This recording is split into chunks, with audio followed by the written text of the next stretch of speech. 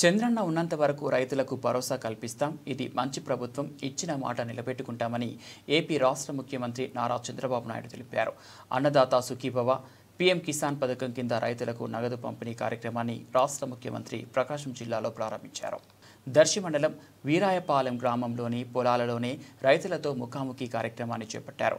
46.85 లక్షల మంది రైతుల బ్యాంకు ఖాతాలకు 3,174 కోట్ల నగదును జమ చేశారు. జిల్లాలో 2,68,165 రైతులకు 122.74 కోట్లు, దర్శి నియోజకవర్గంలోని 42,871 మంది రైతుల బ్యాంకు ఖాతాలకు 29.06 కోట్ల నగదును పంపిణీ చేశామంటూ రైతులైన సుబ్బరత్తమ్మ పేరయ్యలకు చెక్కు రూపంలో నగదును రాష్ట్ర ముఖ్యమంత్రి అందజేశారు. దర్శి మండలంలో 10,987 మంది రైతులకు 7.69 కోట్లు, తూర్పు వీరాయపాలెంలో 476 మంది రైతులకు 7.20 కోట్ల నగదు ఇచ్చామన్నారు. ఉదయం 11:30 రైతుల వద్దకు వచ్చిన రాష్ట్ర ముఖ్యమంత్రి దాదాపు 2 గంటల పాటు రైతులతో మండుటెండల్లోనే గడిపారు.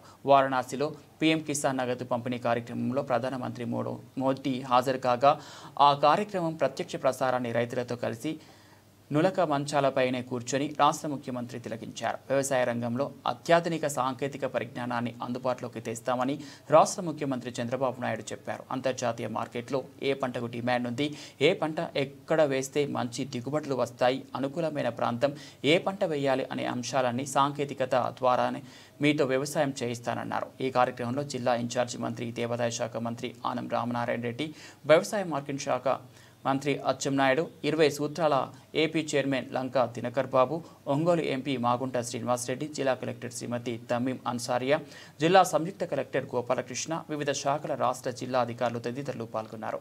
రైతు ఎప్పుడు పొలం దగ్గరనే ఉంటాడు, ఈ ఎండలోనే ఉంటాడు. అలాంటి ఎండలో కూర్చొని రాష్ట్రానికి అన్నదాత సుఖీభవ కింద ఈ రోజు కేంద్రం ఇచ్చే డబ్బులు కలిపి 7,000 రూపాయలు ఇక్కడ ట్రాన్స్ఫర్ చేశావంటే, మీ అకౌంట్ కి వేసావంటే అది చరిత్ర.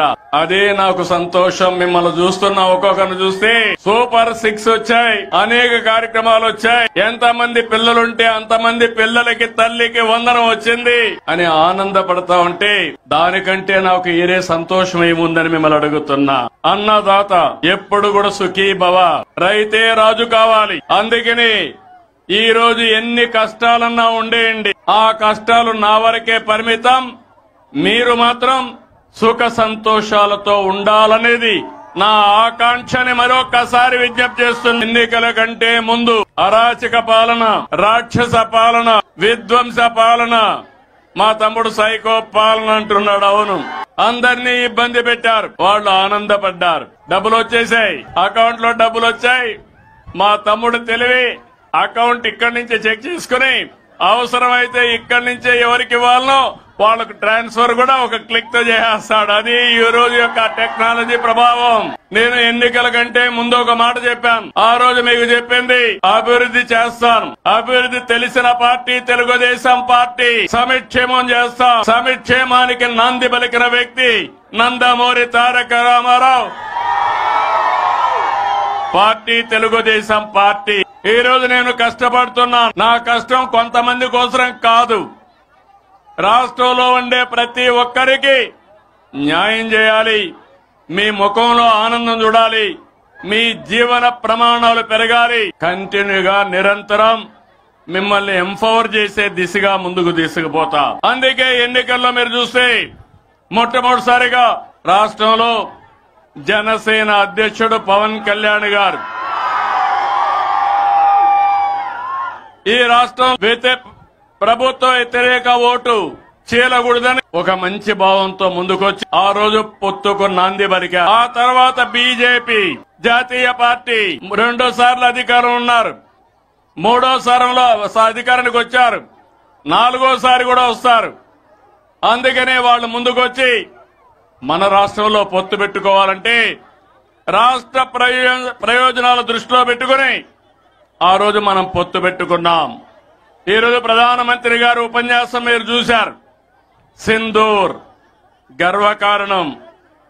ఎక్కడ కూడా ఒక్క వ్యక్తిని చంపకుండా ఎవరైతే మన ఆడబిడ్డల బొట్టు చెరిచేశారో అలాంటి టెర్రరిస్టుల్ని అంతం చేసిన పార్టీ ఎన్డీఏ, అంతం చేసిన వ్యక్తి నరేంద్ర మోడీ గారని చెప్పి మరొకసారి విజ్ఞప్తి చేస్తున్నారు. అయితే ఆ రోజు ఒక మాట చెప్పాను, నేను సూపర్ 6 అని తీసుకొచ్చాను. కార్యకర్తలు ఇంటింటికి వచ్చారు, ఏం చేస్తామో చెప్పారు. అయితే గత ప్రభుత్వం ఆర్థిక విధ్వంసం చేసింది, చాలా సమస్యలు వచ్చాయి. కానీ నాకు దృఢ సంకల్పం ఉంది, ఎట్టే పరిస్థితిలో ఇచ్చిన మాట నిలబెట్టుకోవాలని ఎన్ని కష్టాలున్నా సూపర్ 6 అమలు చేస్తున్నామని మరొక్కసారి. అదే కాదు, ఇచ్చినట్టు అన్ని కూడా అమలు చేస్తున్నాం. మీలో ఒక ఆలోచన రావాలి. ఇచ్చినప్పుడు మీరు అనుకుంటారు ఆటోమేటిక్ గా వస్తాయని. ఏది ఆటోమేటిక్ గా వస్తే అందరూ ఇవ్వగలుగుతారు. నేను అడుగుతున్నా, 5 సంవత్సరాలు పింఛన్లు ఇచ్చారు. 3,000 ఉంటే ఒక్కొక్క సంవత్సరం ముక్కుతూ మూలుగుతూ 250 పెంచి 5 ఏళ్లలో 3,000 చేశారు. నేను ఒక మాట చెప్పాను, మీ అందరికీ 3,000 నుంచి 4,000 చేస్తా. జూన్ లో ఫలితాలు వచ్చాయి, ఏప్రిల్ నుంచే ఇస్తానని పెంచిన పింఛను ఏప్రిల్ నుంచే ఇచ్చానా లేదా అని మిమ్మల్ని అడుగుతున్నా. 4,000 దివ్యాంగులకి 6,000 ఉంటే 3,000 పెంచాను. 3,000 నుంచి 6,000 పెంచాను, అంటే 12 రెట్లు పెంచాను.